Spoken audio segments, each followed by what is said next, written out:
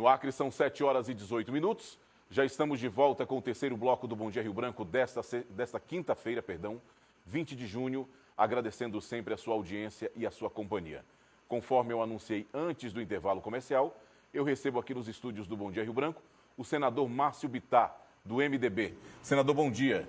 Seja bem-vindo ao Bom Dia Rio Branco. Obrigado por aceitar o nosso convite, né? Sair de casa em pleno feriado, onde muita gente aproveita para descansar, né? Mas é um o senhor está aqui para prestar conta do seu mandato. Mas é um prazer, bom dia. É um prazer muito grande. Quero mandar um abraço especial para o meu filho João Paulo. Essa semana, mais precisamente anteontem, ele completou 27 anos de idade, é quando a gente percebe que está ficando velho, no meu caso, né? Um abraço, meu filho, te amo muito. Tenho muito orgulho de você e aproveitar para dar essa declaração aqui pública. Eu tenho 3 filhos no meu casamento, eu tenho 4 filhos. Tive um filho antes de me casar e com a Márcia nós temos 3 filhos. Todos 4 são muito bom caráter. Então isso me orgulha muito. Acho que é o máximo que o pai pode querer. O que é que vão ser na vida depende deles, não depende da gente, né? Então, dá um abraço pro meu filho. Mas certamente você será uma referência para eles. Não, sim, lógico. Senador, os trabalhos lá no Senado Federal, existem muitas especulações, vamos dizer assim. Muita gente do contra, muita gente a favor, muita gente dizendo que o Brasil volta a crescer, outros dizendo que é um verdadeiro desastre tudo que está acontecendo no nosso país. Fazendo um resumo geral de tudo isso, o que o senhor destacaria? Eu estou animado. É lógico que na vida, e não é só na política, não. Na sua família, no bairro, onde você trabalha, nada é 100% como você quer. A democracia é isso também, né? Então, é lógico que eu gostaria que o Congresso já tivesse votado um pacote da economia, o pacote da segurança pública. Para mim é claro isso, mas é evidente que você tem que respeitar. São 513 deputados federais, 81 senadores, governadores, etc. Mas o que é fundamental é que nós terminemos esse ano com algumas mudanças fundamentais realizadas. Então, eu não tenho dúvida... Que mudanças, por exemplo? Da reforma da Previdência, por exemplo. O senhor acredita que a reforma da Previdência será aprovada? Passa, não tenho a menor dúvida disso. Essa semana que vem deve começar a votação já na Comissão Especial, na Câmara Federal. E por que todo mundo fica muito pensando assim na primeira votação no plenário da Câmara? Mesmo que a gente saiba que tem que ter 2 votações na Câmara para depois ir para o Senado, mas por que a grande mídia nacional sempre dá muita atenção a essa primeira votação? É porque a tradição diz que, tendo sido aprovado na primeira votação no plenário, é como se tivesse passado já o primeiro e mais importante grande teste. Significa porque, veja, se ela foi aprovada em um turno, não há razão para não ser aprovada no segundo turno, já que é a mesma. E o Senado, nós senadores, nós estamos acompanhando essa exigência de votação em 2 turnos. Regimental. É uma espécie de burocracia? É regimento. É regimento? É regimental. Mas só queria que precisava ter as 2 votações? Não, acho que não, né? Mas é regimental, né? Não dá para mudar. Pode continuar. Enfim, e como nós criamos uma comissão no Senado para acompanhar a discussão na Câmara Federal, então há uma interação hoje entre quem coordena, o relator, o presidente, principalmente da comissão na Câmara Federal, com essa comissão de senadores, que é para quando o texto sair da Câmara Federal, ele já vier redondo para o Senado, para a gente ratificar aquilo que está sendo votado na Câmara. O senhor é a favor ou contra a reforma da Previdência? Para ficar bem claro. Eu sempre fui a favor. Aliás, o governador Gladys Cameli, que é o meu governador, deu uma reunião com a bancada essa semana, né, pedindo apoio e tal. Aí eu disse ao governador, porque ele é meu governador, mas ele também é meu amigo, mais novo do que eu. Eu tenho quase idade para ser pai dele, né? Quase. Aí eu brinquei na bancada e disse, olha, não precisa pedir para mim uma coisa que... Eu é que tenho que pedir para vocês, porque o primeiro da bancada, vamos ser sinceros, talvez o primeiro político do Acre a defender a reforma da Previdência, mesmo quando eu não era parlamentar, fui eu. Por exemplo, na campanha passada, muita gente da política dizia a mim, para que você está defendendo uma reforma que algumas categorias não gostam, então você tem um desgaste. Era justamente isso que eu ia lhe perguntar. Existem muitas manifestações das categorias dizendo que a reforma diz que vai acabar com o privilégio, mas não acaba com o privilégio coisa nenhuma. Não, ela vai acabar com o privilégio. Ela vai acabar com o privilégio do deputado federal, ela vai acabar com o privilégio do senador, Porque nós vamos acabar com todas as aposentadorias especiais do Executivo, do Judiciário e a nossa do Congresso Nacional. Então ela vai acabar com o privilégio, sim. Agora, e não é para acabar?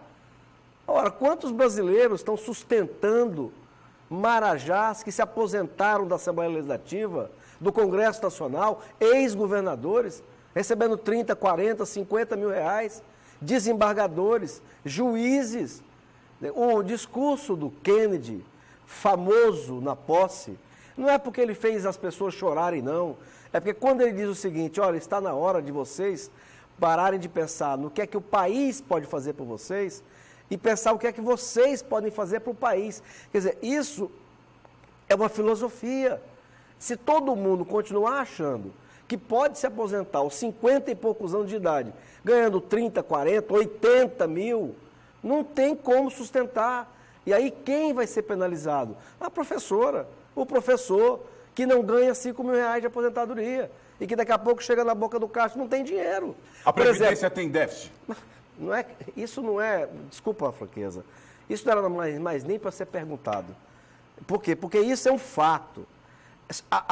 Essa propaganda criminosa que alguns sindicatos, para defender privilégios, fizeram no país, ela é criminosa. O déficit da Previdência é uma coisa assim, estrondosa. Nós agora acabamos de aprovar um empréstimo para o governo federal de mais 240 bilhões. Sabe por quê? Porque se não tiver mais esse empréstimo, não termina o ano. Não tem como pagar. Não tem jeito. Então, por exemplo, então foi viável ter perguntado, porque as pessoas precisam saber disso. É que eu já disse isso. É porque, veja, na imprensa, está na hora de todo mundo, e eu vejo isso hoje na grande mídia. Mesmo a grande mídia que é contra o Bolsonaro, por ideologia, mas eles estão tendo que dizer, eu noto essa diferença agora, a Globo, por exemplo, que é contra o Bolsonaro, sempre foi claramente, mas ela agora, todos os repórteres dele estão dizendo. Sabe por quê? Porque se não aprovar as reformas econômicas, vai sobrar para você, vai sobrar para a TV Rio Branco, vai sobrar para o Brasil inteiro. O Brasil quebra. Quer um exemplo? Agora, eu disse no seu programa que isso estava acontecendo, e aconteceu. Os governadores de esquerda, do Nordeste, particularmente, faziam um jogo duplo, covardemente. Eles precisam da reforma, eles querem estar na reforma aprovada no Congresso Nacional, mas fazia jogo duplo. Chegava em Brasília, concordava. Mas chegava no seu estado, batia no governo federal. Porque vão acabar com isso, vão acabar com aquilo, porque está errado e tal. Jogando para a plateia. Aí nós tiramos os governos. O que eles fizeram? Correram em Brasília e falaram, não, rapaz, bote a gente, porque eles não têm como chegar no fim do ano. Com raríssimas exceções. Ora, e por que isso? Porque fizeram farra com o dinheiro público. Vou repetir, é um bando de político aposentado aos 50 anos, ganhando 30 mil. Isso acontece no poder legislativo, no poder judiciário e no poder executivo. Ninguém aguenta isso. Sabe qual é a média de aposentadoria do poder legislativo? Quase 29 mil reais. Essa média? É a média. Quer dizer, então como é que aguenta? Com a reforma da Previdência, como é que ficaria? Não, quem já tem não vai ser mexido. Quem conseguiu algum privilégio, não vai ter mantido. Aí o Brasil vai ter que conviver aceitando que tem pessoas que trabalharam 30 anos, recolheram 11%, portanto, faz uma conta. Aqui olhando para o telespectador que banca essas aposentadorias especiais. Olha o que o Brasil faz até hoje. A pessoa trabalha 30 anos, desconta 11%. Do federal até hoje é 11%. Aqui do Estado é que subiu de 11% para 14% com o Tião Viana. Pois bem, mas federal até hoje é 11%. Então o sujeito trabalha 30 anos, ele entra com 20, vamos conta redonda, entra com 20, trabalha até os 50, recolhe 11%. E aí vive mais 30 anos recebendo 100%. Quer dizer, mas como? Se ele recolheu 11%, como é que ele vai receber 100%? 11% de 10 mil reais são R$ 1.100. Como é que ele vai aposentar e viver até mais do que o que ele trabalhou, ganhando 10 mil? A pergunta que tem que ser respondida é o seguinte, quem é que está pagando os outros R$ 8.900 para ele? Sabe quem é? É a lavadeira, é a costureira, são as professoras e os professores que recebem até R$ 5 mil. A esmagadora, 80% do povo brasileiro recebe quase 90% dos aposentados do Brasil recebem até 2 salários mínimos. Então, é essa gente, e pedreiro, carpinteiro, que estão pagando essa diferença. Que carregam nas costas esse povo todo. Então isso quebrou. É a grande realidade. Então quebrou, só isso, não tem quem aguenta. E quer mais um dado? Todos os partidos políticos, todos, o PT, o PSDB, todos sabem que tem que fazer reforma. O Fernando Henrique Cardoso sabia que tinha que fazer, o Lula sabia, de todos. Por que alguns agora se colocam contra? Por um jogo político. Porque para eles é mais importante o interesse partidário do que o interesse do país. Aí vamos lá, no começo da sua pergunta. Na minha campanha passada, várias pessoas diziam para mim, mas para que tu está falando isso? Você não é parlamentar, porque eu não era parlamentar, eu disputei a eleição sem mandato. E eles diziam para mim, rapaz, você está falando um assunto que tem desgaste, porque tem essa propaganda mentirosa, né, mas que muita gente acabava acreditando. E você está falando um tema que é espinhoso. E eu respondia dizendo o seguinte, mas como é que alguém que quer ser candidato ao Senado da República não vai falar de um tema que é um dos mais importantes do país? Então, eu dizia você defendia isso na própria campanha, na pré-campanha, na campanha, o tempo inteiro. Talvez eu tenha sido o primeiro acriano a dizer isso. Por quê? Porque eu sabia que esse é um assunto fundamental. Ou o Brasil faz, ou não tem futuro para ninguém. É o carro-chefe na economia. É o carro-chefe.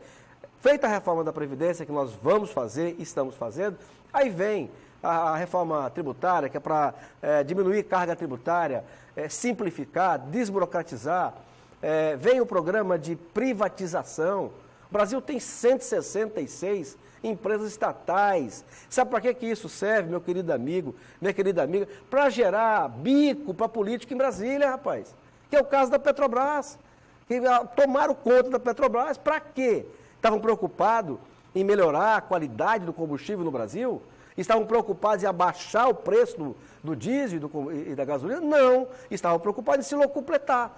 Então é preciso que o Brasil passe para o setor privado aquilo que hoje só serve para aumentar os gastos do governo e a corrupção e o desperdício. Agora, senador, em março deste ano, o senhor, juntamente com o senador Flávio Bolsonaro, apresentaram um projeto de lei, o projeto 1551, que prevê, que pretende acabar com a reserva legal. Que reserva legal é essa? Vamos lá. Muito obrigado por você ter me perguntado isso. Tem pessoas que estão, assim, foi feita uma lavagem cerebral, a maior lavagem cerebral talvez dos últimos, desse momento, é a maior lavagem cerebral do mundo. Qual é a lavagem cerebral? Vamos lá devagar. Existe uma hipótese, a hipótese é uma ideia. Então, assim, alguém disse assim, o homem, o ser humano, ele é responsável pelas mudanças climáticas do planeta. Então, isso é uma hipótese.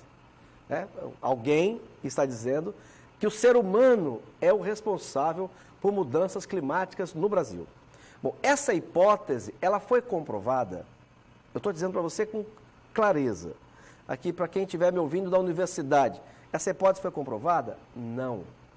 Então, se ela não foi comprovada, ela devia ser descartada.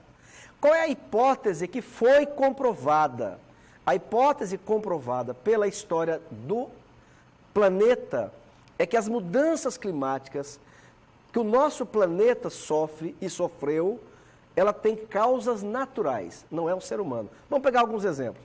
Quando a Terra se separou e criou os continentes, que ação humana tinha nessa época para isso acontecer? Zero. Vou pegar outros exemplos. Ao longo dos séculos, nós já vivemos fases mais frias, por exemplo, nós chegamos quando emendou lá em cima, numa era glacial, foi quando os seres humanos passaram de um lado para o outro do continente, vindo aqui para o nosso continente. Qual foi a ação humana responsável por isso? Zero. Zero. Total. Na Idade Média, por volta de 1300, nós vemos uma fase mais quente do que agora. Qual era a ação humana? Mas é justamente isso que eu ia falar, a temperatura vem aumentando. Não vem aumentando coisa nenhuma. Estude mais um pouco. Nós estamos agora entrando numa época de resfriamento. Quando o senhor diz estude mais um pouco, não sou eu que estou dizendo. Eu estou dizendo para quem fala isso. Para os jornalistas, para as pessoas que querem escrever artigos, estudem. Estudem. Por quê? Porque em nome desta hipótese não comprovada, o que fizeram? Países como a Noruega, Países como a Alemanha criaram, por exemplo, Fundo Amazônico, que faz o que com esse Fundo Amazônico? Ele basicamente compra ONGs, compra pessoas através de financiamento com governos estaduais e municipais. Eles criaram um exército de pessoas no Brasil, tá, ligadas a governo e a ONGs, trabalhando contra o interesse nacional. E muitos brasileiros que reclamam de interferência nacional acabam apoiando essas ONGs sem saber o que estão fazendo. E aí, nesse movimento, qual é a finalidade? É parar a Amazônia brasileira. Quando você pega todas essas ONGs, todos esses movimentos, desses fundos que dão dinheirinho para secretarias de meio ambiente do Acre, da Amazônia, de Roraima, do Amapá, no fundo, e concretamente, o que é que eles querem? Impedir o desenvolvimento da região amazônica. É só isso. Bom, aí eu vou dizer a você, Tião, e mais uma vez, muito obrigado por perguntar, porque isso é o tema do mundo mais importante, para o Brasil nem se fala. O que eu falei para minha filha domingo. Eu digo, minha filha, no mínimo, se você não está doente mentalmente, você precisa, no mínimo, pôr o pé no freio. Então, peraí, vamos pensar um pouco. Por exemplo, quem é que banca o Fundo Amazônico? Fundamentalmente a Noruega. Então, o que é que esse fundo se utiliza? Como eu falei, criou um exército de pessoas no Brasil, que para mim é um crime de lesa pátria. São brasileiros que estão traindo o Brasil, né, para defender que a ação do homem é que aquece o planeta, então, portanto, nós não podemos ter atividade econômica na Amazônia, petróleo e gás, nem se fala, porque são combustíveis fósseis e tal. Muito bem. Do que a Noruega vive, Tião? Sabe qual é a maior fonte de renda da Noruega? 51% do PIB da Noruega, sabe o que é? Petróleo e gás. Quer dizer, o país que é o maior produtor e exportador de combustíveis fósseis da Europa Ocidental, está entre os 10 maiores do mundo. Vive fundamentalmente da exploração de combustíveis fósseis. Mas pega uma parte do seu dinheiro, que é para o Brasil, é uma esmola, e coloca aqui dentro para criar um monte de mecanismos de pessoas para dizer que no Brasil não pode. Ora, qualquer brasileiro, em sã consciência, devia parar e pensar assim, não, para um pouquinho. Como é que um país que vive fundamentalmente da extração de combustíveis fósseis está fazendo uma campanha no Brasil para o Brasil não fazer aquilo que eles fazem? Quer um outro exemplo? A Alemanha, que é outra financiadora do fundo. Sabe o que a Alemanha vai fazer agora? Agora. Ele vai destruir uma igreja e uma selva e uma florestazinha dos 3% de floresta que eles têm. 3%, a Alemanha. Sabe por que vão destruir essa igreja com um bosquezinho? Porque descobriram que lá embaixo tem gás. Então veja, se os financiadores do Fundo Amazônico exploram... quer mais um exemplo? A Alemanha, que adora posar de defensora da floresta, do meio ambiente, que tudo isso é uma mentira, porque o maior problema ambiental no norte, sabe qual é? Falta de esgoto. Esse é o maior problema ambiental nosso. Aqui no caso do Acre, o problema do rio Acre, que alaga, que seca, do Igarapé São Francisco, mas isso a Alemanha não quer nem saber. Isso é causado pelos esgotos. Isso sim é ação humana. Certo. O esgoto, Rio São Francisco. Isso sim é ação humana, área urbana. Mas isso a Alemanha não quer nem saber. Sabe o que a Alemanha acabou de inaugurar um dia desse? Uma Itaipu e meia. Preste atenção, principalmente aqui da universidade. A Alemanha, que gosta de posar, que não pode, os combustíveis fósseis, segundo eles, são o problema que muda o clima no planeta, a Alemanha acabou de inaugurar uma Itaipu e meia em termoelétrica. O que é termoelétrica? Termoelétrica é uma usina que queima o quê? Combustíveis fósseis. Aí, vamos pegar um outro exemplo, eu disse isso para minha filha domingo. Olha, qual é o argumento que aqui no Brasil é utilizado contra a hidrelétrica? Não, porque veja, é água. Você represa a água, que é o maior potencial que nós temos, que o Brasil tem, por exemplo, é de água. Você represa, aí você faz um buraco na represa, aquela água sai com uma força danada e faz as turbinas rodarem e gera energia. Bom, mas não pode. Por que não pode? Não, porque vai alagar 1000 campos de futebol. Tião, o que são 1000 campos de futebol no Brasil? 1000 campos de futebol no Japão, talvez seja alguma coisa. E no Brasil não é nada. Mas vamos lá. Aí, o que é que dizem os alemães, através da WWF e dos seus prepostos no Brasil? Ou a Noruega? Não. E o brasileiro acaba comprando essa versão que é contra ele, que é contra o país. Não, mas vamos trabalhar combustíveis alternativos. Qual? A energia solar, energia eólica. Amigo, para você substituir aquela produção de energia de uma usina, que não pode fazer, porque vai ocupar 1000 campos de futebol, etc., para substituir essa usina por uma placa solar ou por eólica, a área que ela vai ter que usar para substituir aquela energia é centenas de vezes maior do que a área da hidrelétrica. Isso que eu estou te dizendo, e as pessoas que estão me assistindo, não acreditem só em mim. Vão pesquisar. Então, sim, no mínimo, os brasileiros que não estão tão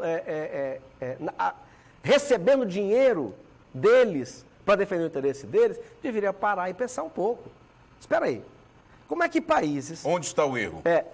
Como é que países que vivem de petróleo e gás pagam campanhas no Brasil para dizer que petróleo e gás faz mal, se eles vivem disso? Como é que a Alemanha agora está tirando o pé do financiamento dela em energia solar, em placa solar e eólica? Porque ela é cara, ela é mais cara do que a hidrelétrica, muito mais cara. Ninguém sabe o que é que vai fazer com aquele monstrengo quando aquilo virar lixo, onde é que vai colocar aquele troço. Ela é sazonal. Bom, por que eu estou dizendo tudo isso? Porque em nome desta hipótese não comprovada, criaram um monte de leis e o Brasil aceitou. O que eles não fizeram, o Brasil aceitou, a mando deles, de interesses externos. O Brasil criou um monte de leis que praticamente paralisou a Amazônia e o norte do país. E que o senhor justifica que isso atrapalharia também a economia. A economia, a questão do agronegócio, etc. e tal. E o que é economia? É emprego para milhares de pessoas que estão desempregadas. São 13 milhões renda para pessoas. E sabe qual é a região mais pobre do Brasil? A norte. A nossa. Sabe qual é a região mais pobre do Peru? Que o Peru é um país que está crescendo ano após ano, há 19 anos. Mas mesmo assim, eu estive lá agora, para combinar com eles a parceria para fazer a nossa estrada. Então, sabe qual é a região mais pobre deles? A região amazônica. Então, o que nós, como Peru, ganhamos em aceitar essa imposição de fora? Pobreza. Vou repetir o que você acabou de falar. A região mais pobre do Brasil, a nossa, a região amazônica.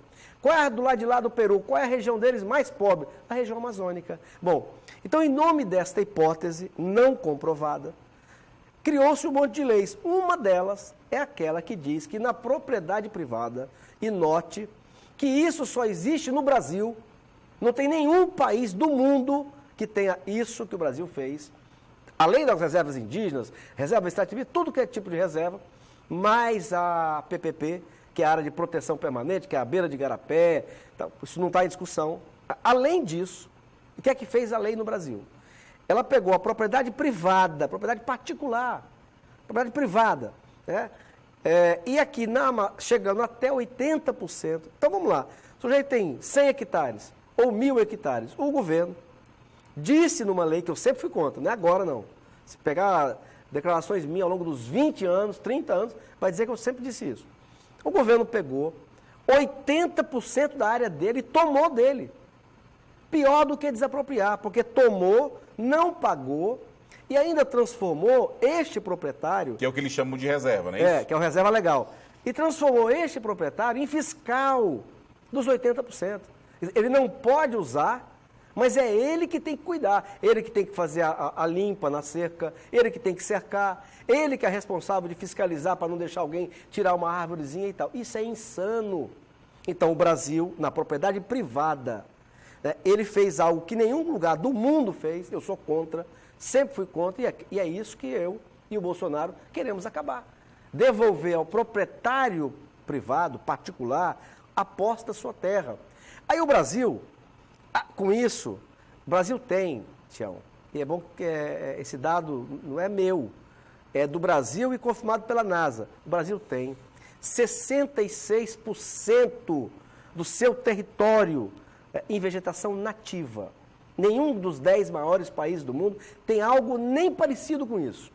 Se você, pelo menos, e lógico que desses 66%, cerca de 20%, até um pouco mais, é a propriedade privada, a reserva legal que impuseram para o proprietário. Se a lei for aprovada, o que vai acontecer com o Brasil? Você, paulatinamente, nós podemos oferecer, por exemplo, 3 vezes a oferta de alimentos que o Brasil oferece hoje. Em quanto tempo isso pode acontecer?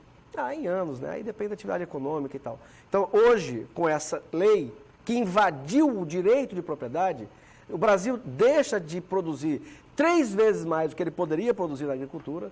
O mundo vive insegurança alimentar. Aí o cara fala assim, o mundo vive... A Amazônia, aqui onde nós estamos, no Acre, tem gente passando fome, insegurança alimentar. São milhares de brasileiros na Amazônia que comem abaixo do que a Organização Mundial da Saúde considera o mínimo de calorias que um ser humano precisava ingerir por dia para ter um padrão razoável. Nós temos brasileiros aqui na Amazônia que estão abaixo dessa linha, insegurança alimentar aqui. Então o Brasil abre mão disso a troco de o quê? De nada, de uma histeria bancada por países, repito, que vivem de uma coisa e querem que o Brasil não faça. É tipo assim, façam o que eu estou mandando e não o que eu faço. O que eu estou fazendo. Senador, algo que o senhor queria acrescentar que a gente não tenha comentado aqui? Não, eu acho que esse é um tema, esse tema que a gente está fechando, é um tema para palestra, para debate. Eu lamento muito e peço aqui, mais uma vez, aos jornalistas, a quem está nas universidades, na particular, na federal, não creia só no que eu estou dizendo, não. Vão pesquisar. Mas é como eu estou dizendo e repito, é como eu disse para minha filha mais nova, a Júlia, minha caçula, no domingo. Cheguei do Peru sábado à noite com a Márcia e no domingo eu fui fazer uma compra com ela e estava dizendo, minha filha, tem coisas que no mínimo deveriam servir para a gente. Então, peraí, que é isso que eu acabei de falar. Quer dizer, não pode fazer hidrelétrica no Brasil porque vai ocupar não sei quantos campos de futebol. Irmão, a energia que uma hidrelétrica vai produzir, se você for substituir isso com placa solar ou com energia eólica, a área de terra que a energia solar... Torna-se insignificante. Ela vai ocupar uma área infinitamente maior do que a da hidrelétrica. Nenhum país do mundo, tendo o potencial de água que o Brasil tem, abriria mão de construir hidrelétrica. Nenhum país do planeta abriria mão. Então, por que a Noruega, repito, é o maior produtor de combustíveis fósseis da Europa Ocidental e banca uma campanha no Brasil para que o Brasil não viva, não explore combustíveis fósseis? Isso é insano. Quer dizer, no mínimo, se a pessoa está desbloqueada mentalmente, está aberta para novas ideias, é para ela parar e pensar assim, não, peraí, alguma coisa está errada nesse troço. E eu tenho convicção total, e quanto mais eu estudo, quanto mais eu pesquiso, mais eu vejo que hoje um país como a Noruega e a Alemanha estão atuando no Brasil contra o interesse nacional. Só para terminar, eu vou dizer assim, a Noruega colocou no Fundo Amazônico, nesses 10 anos mais ou menos de criação do fundo, 1 bilhão e 100 milhões. É muito dinheiro para você, não é? Para mim é muito dinheiro, é para você mais ainda, mas para o Brasil é uma esmola. Há 1 bilhão e 100, tá, mas uma das empresas norueguesas, a Hydro, que é uma das maiores mineradoras do mundo, que atua no Brasil e que é norueguesa e que tem capital do governo norueguês nessa empresa, recebeu uma isenção fiscal no Brasil de 7 bilhões e meio. Aí o país, a Noruega, aportou 1 bilhão e 100 para defender aqui que o Brasil não pode viver daquilo que eles vivem, 1 bilhão e 100, e recebeu isenção do governo do PT, da Dilma e do Lula, 7 bilhões e meio. É um negoção, né? É um negócio de grego, né? Então é isso, quer dizer, eu estou dizendo há anos, e agora com mais informação, estão fazendo no Brasil, e nós estamos aceitando, impondo interesse estrangeiro na nossa região. E o projeto meu, assinado também pelo Bolsonaro, visa ir tentando dar uma corrigida nesse aspecto. Mas quero terminar dizendo que eu venho da viagem para o Peru animadíssimo. E estou muito animado com o governo Bolsonaro nesse sentido. Por quê? Porque o nosso chanceler, desde o começo do mandato, está em sintonia comigo. Eu fui lá em fevereiro, foi uma das melhores audiências que eu tive. E dizendo, olha, temos que retomar a conversa com o Peru, nós temos que fazer nossa estrada que sai de Cruzeiro do Sul para lá. Em resumo, o Brasil é um gigante que precisa dos portos do Peru. Só que o Brasil precisa dos portos do Peru, mas não pode passar por cima do Peru. Tem que ser um acordo com o Peru. Bom, o Peru tem os portos do Pacífico que nós precisamos, né? Mas ele não tem tamanho para, por exemplo, produzir comida ou sei lá o que para vender no mercado asiático, por exemplo. Mas numa parceria com o Brasil, ele passaria a ter esse tamanho. Então, um precisa do outro.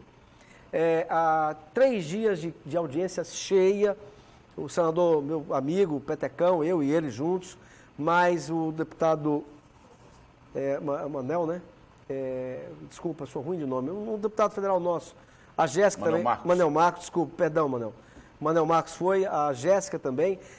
Assim, o governo peruano todo recebendo a gente, o parlamento, os ministros, 3 dias de muita. Eles estão, assim, eles estão animados, né? Eles estavam esperando o Brasil, né? E agora o governo brasileiro também quer. E está cada vez mais se confirmando a vinda dos 2 presidentes, o presidente do Peru e o Jair Bolsonaro, o Bolsonaro do Brasil, para um encontro aqui em novembro, em Rio Branco, no Acre, para, se Deus quiser, celebrarem e anunciarem um acordo que aí comece a colocar em andamento aquilo que é meu sonho e que eu tenho convicção que é a saída econômica não só do Acre, mas de boa parte da região norte e até mesmo da centro-oeste, que é um acordo bilateral entre o Brasil e o Peru, envolvendo todos os assuntos e tal. Então, estou trabalhando nessa direção. Quero terminar por onde comecei. Mandar um abraço para meu filho, dizer que eu sou um homem feliz e realizado. Eu acho que, como pai, o máximo que um pai pode desejar é olhar para os seus filhos e ver neles bom caráter, né? Pessoas do bem. Como eu disse, o que vão ser, vai ser professor, engenheiro, pedreiro, construtor, é uma coisa de cada um. Isso eu respeito. Parabéns, meu filho. Saúde e vida longa. E um abraço grande a todos que estão me assistindo. Muito obrigado. Fiquem com Deus. 7h51. Eu conversei aqui com o senador Márcio Bittar, do MDB. Obrigado, senador, e sucesso. Eu que te agradeço. E com isso nós terminamos o Bom Dia Rio Branco desta quinta-feira, agradecendo sua audiência e relembrando que outras informações você acompanha no decorrer da nossa programação ou no site www.oriobranco.net. Nós voltaremos amanhã, se Deus quiser, a partir das 6h30 da manhã, ao vivo, com mais um Bom Dia Rio Branco. Tenham todos uma excelente quinta-feira, bom feriado e até amanhã.